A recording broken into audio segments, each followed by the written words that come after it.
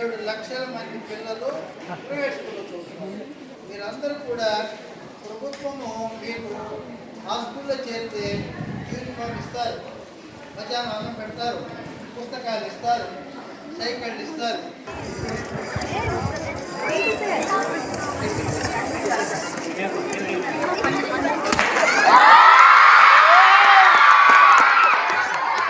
Private పాఠశాలలో విద్యాలయ స్కూల్లో ఇక్కడ చక్కటి వాతావరణంలో మీరందరూ కూడా ఆ డబ్బులతో ఆ పిల్లలు చదువుతున్నారు.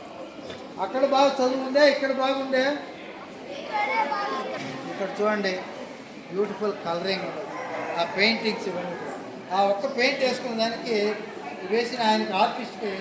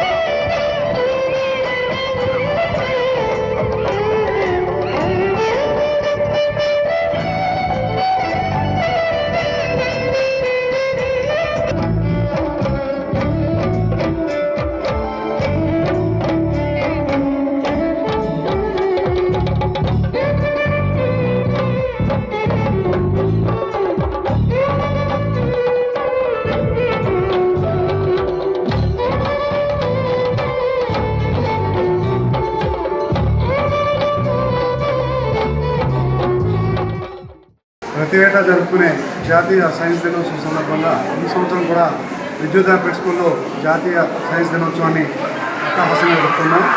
ముఖ్యంగా ఈ విద్యా సంవత్సరంలో పిల్లలు సంవత్సరం మొత్తం చేసినటువంటి అనేక ప్రాజెక్టుని నమూనాలని ప్రదర్శిస్తూ ఉన్నారు.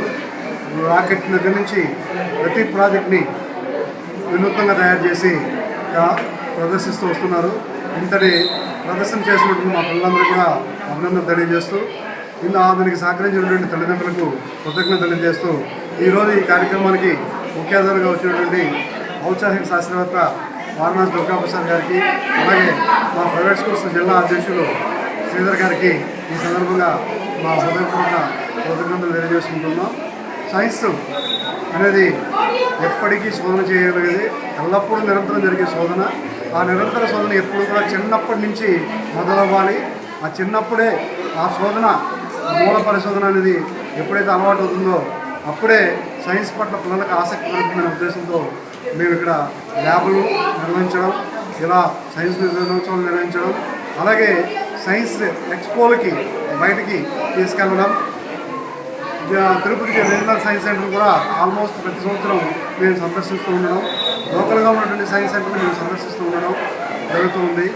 సో ఈ కార్యక్రమాన్ని ఇంత విజయవంతంగా నిర్వహించినటువంటి మా అధ్యాపక బృందానికి అందరికీ కూడా ఈ సందర్భంగా అభినందనలు తెలియజేస్తూ, నేషనల్ సైన్స్ డే సందర్భంగా విద్యోదయ అపెక్స్ స్కూల్లో విద్యార్థులు నిర్వహించినటువంటి ఈ విజ్ఞాన శాస్త్ర ప్రదర్శన చాలా అమోఘంగా ఉంది.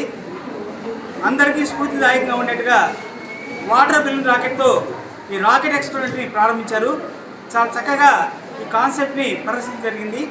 శాస్త్రీయ దృక్పథాన్ని అలవర్చుకునే దిశలో, శాస్త్రీయ విజ్ఞానాన్ని పెంపొందించేసిన చేసిన దిశలో విద్యార్థులు చక్కటి ప్రయోగాలు చేస్తూ సైన్స్కి మూలం ప్రయోగం, సైన్స్కి మూలం భావన, శాస్త్రీయ భావన అనే చక్కటి సందేశాన్ని ప్రజలకి, సమాజానికి అందించే విధంగా వీళ్ళు అనేక ఎగ్జిబిట్స్ని తయారు చేసి చక్కగా ప్రదర్శించి అందరికీ కూడా విజ్ఞానాన్ని పంచిపెట్టడం జరిగింది. ఈ సందర్భంగా విజ్ఞాన శాస్త్ర దినోత్సవం జరపడంలో ముఖ్యమైనటువంటి సైన్స్ యొక్క అవగాహన, సైన్స్ యొక్క పరివ్యాప్తి అనేటువంటి చక్కని అంశాన్ని వీళ్ళు ఈ విజ్ఞాన శాస్త్ర దినోత్సవం సందర్భంగా అందరికీ కూడా అందించడం జరిగింది.